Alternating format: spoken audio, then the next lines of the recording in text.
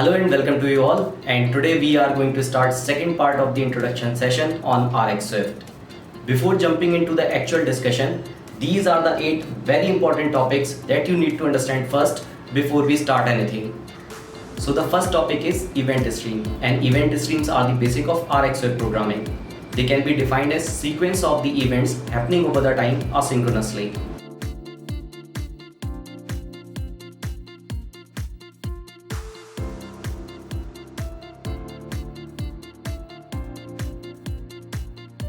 These type of diagram known as Marvel diagrams in context of RX Swift. In this diagram, we are representing a typical event stream where horizontal white line is representing the time and the circles are representing the events that are happening asynchronously. There could be an error event also and there could be a completed event also.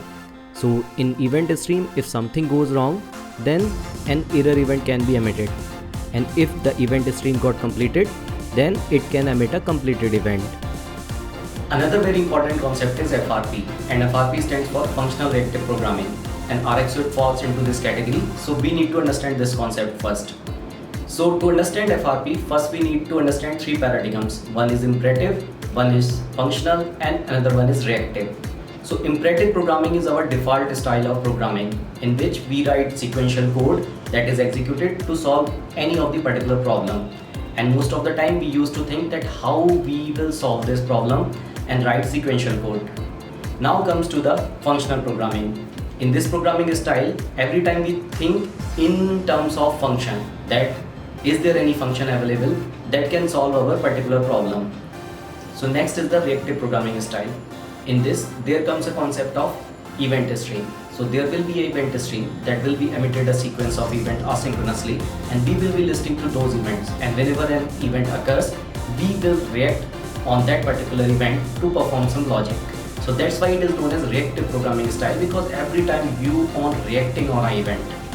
And when the functional and the reactive programming get combined, there comes a new paradigm, that is functional reactive programming, and this is what we call for the RX Swift. So RX Swift is basically a functional reactive programming. So another very important concept is state, and you can understand this with the help of an example. Suppose you are having a car, you inserted the key, you rotate it, you press the clutch, you change the gear, and then start giving some accelerator, and your car slowly start moving. So there are so many activities currently going on your car. Few of the activities are going inside your car, and few of the activities are going in the foreground that you are doing, and collaboratively these all activities gives a state to your car, that is your car is running or your car is moving. So similarly is the case with your applications. There are so many activities that a user do on the foreground, and there are so many activities that happens in the background in respect to the user action, and collaboratively all these activities gives a particular state to your application. So this is the concept behind the state.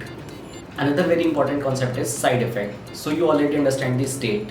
Suppose your application is in particular state and user took some action and the state of your application get changed. So this is known as side effect.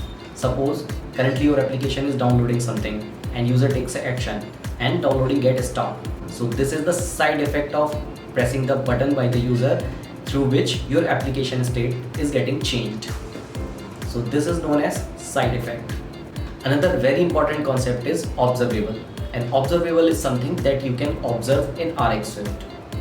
Observable sequence can emit number of events over the period of time, and this process is known as emitting, and the values that they emit is known as element. And as I have already told you, if some problem occurs in the observable sequence, they can emit an error event that maybe can terminate them or may not be. And once your observable sequence is done with emitting all the events, then it emits a completed event.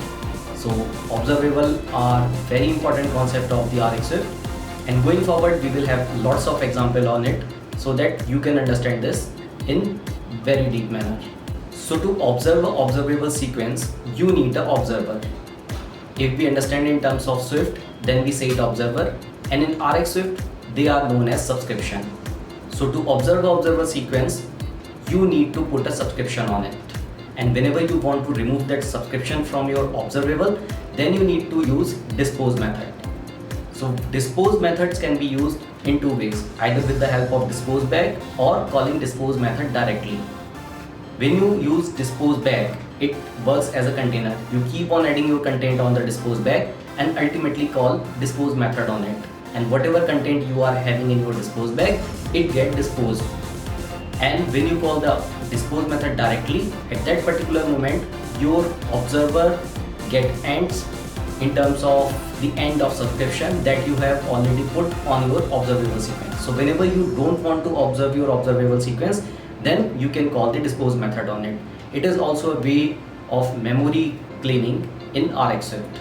So these are the three very important topics that we will later on discuss with the help of example also, and then you will understand them very deeply.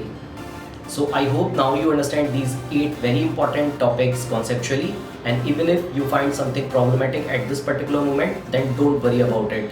Things will make sense once you start implementing it in ongoing sessions with the help of examples. So the objective of second part of introduction session was just to make you aware the basic terminology that we will use frequently going forward in our session, and I hope you find it helpful when we implement them practically in next sessions. So from next session, we will start discussing few of the very technical topics of RxSwift with the help of some examples also. So till then, stay motivated and happy learning.